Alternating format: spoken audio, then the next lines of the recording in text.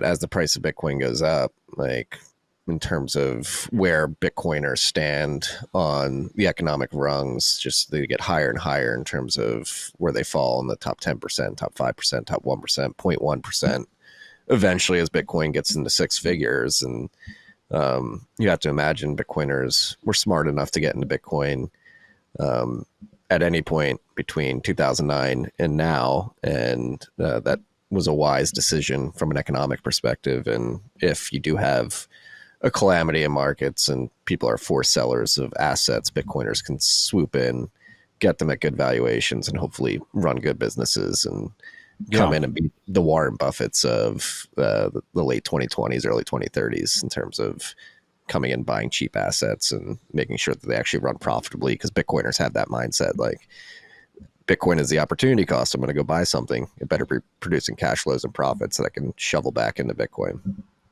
One thing's for sure, just by the sheer way that the fractional reserve legacy system works, there are so many zombies out there business wise that they're going to be just decapitated in this transition, like massively decapitated.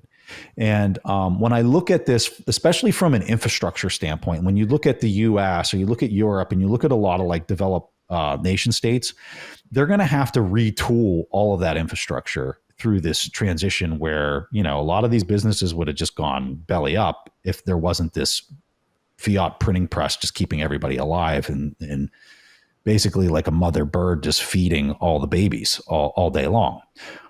So that transition of all that CapEx, all that physical stuff is going to be quite a burden for developed nation states. For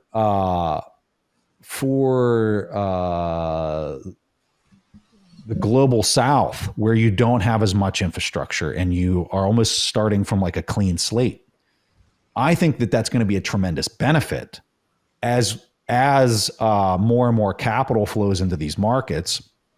And I think that it's going to be a benefit because they don't have to retool and re-engineer something. It almost be like I have a complex machine behind me, and through this transition, I have to figure out a way to like still make it useful, and I have to re-gear it and do all these types of things. And that's a lot of work. That's a lot of effort to do that. But if I could just literally start from nothing, it's actually, I can build it way more efficiently and more quickly and more effectively for the value prop to society. So I think that's a little bit of the yin and the yang for like what it's going to be like to go through this transition from a very developed nation state versus one that's not. It's going to be interesting to see how the world basically retools itself and re-engineers itself from an infrastructure standpoint. Yeah. Yeah, I have dreams. Tor and I have dreams of starting a brick factory to because we had an event at the Commons earlier this year with Austin Tennell, who does incredible brick masonry. And one of the things he said is, like, in this fiat world where, look at like where I'm at right now, this house was built 20 years ago, plastic siding, plastic dividers. Like the incentives were such, you just buy the cheap crap and disincentivize the more expensive but more durable building materials like brick.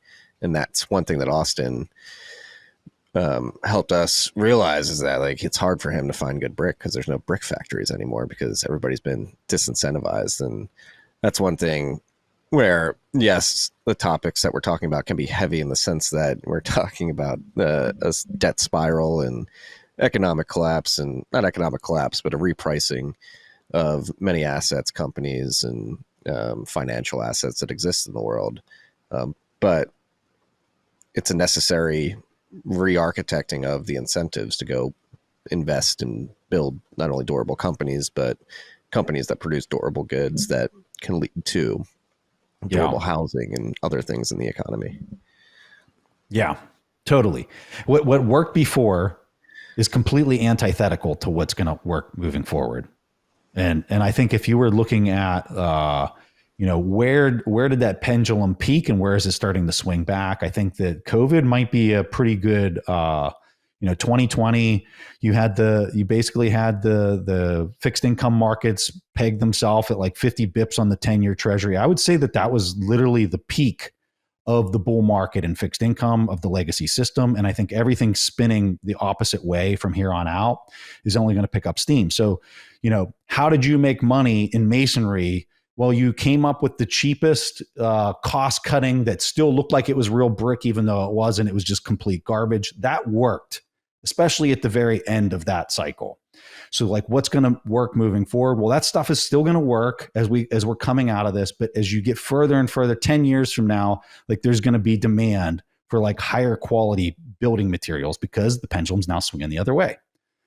And so people that are listening to this that are wanting to create value in society moving forward, I would just tell you, like, take a close look, examine what worked really well for the last 40 years, invert it, and try to make sure that you get your timing right, because a lot of the incentives are just being completely rewired, almost like you microdosed a human's brain and it's like rewiring itself or something.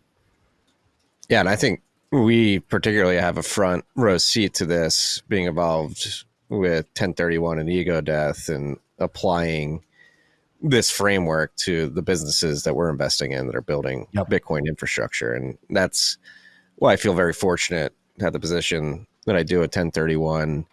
And I'm sure you feel the same way with ego death, is that the founders that we're backing are hardcore Bitcoiners and internalized this inversion that you just described. Like, Bitcoin is the hurdle rate, not only for investments that you're making in public equities markets or anywhere else, but if you're building a company and you have to allocate capital to hire new people or invest in certain R&D, you have to weigh the opportunity cost of, does it make sense to spend this on a new hire, a new R&D effort, or should I just buy Bitcoin? And that really forces the leaders of these companies and the people working with, within these companies to be as efficient as possible from a capital allocation. It better be a value prop, because if it's not, like, good luck outpacing 50% or whatever hurdle rate you want to assign to Bitcoin. But I would say it's like 50% annualized. Good luck. Like, that's one hell of a hurdle rate. I did traditional investing for all these years before I even came into Bitcoin. And it was like, a hurdle rate of like 10% was pretty aggressive. 15%, that was like, you were performing really well. And like 50% was like, literally you get laughed out of the room. But like, I know from an investment standpoint, especially in early like startups, like if it's not that, like, I'm sorry, it's just not enough. It's not enough of a return to like, Hey, do you still have your Bitcoin on an exchange? Don't hold your Bitcoin on an exchange. Take it into self-custody. If you're looking for an easy way to do that, we have the BitKey. BitKey is Bitcoin made easy to use and hard to lose. Take the first step, get your Bitcoin off the exchange. Check out the link in the show notes. That'll get you 20% off your BitKey, or use the code TFTC20 at checkout.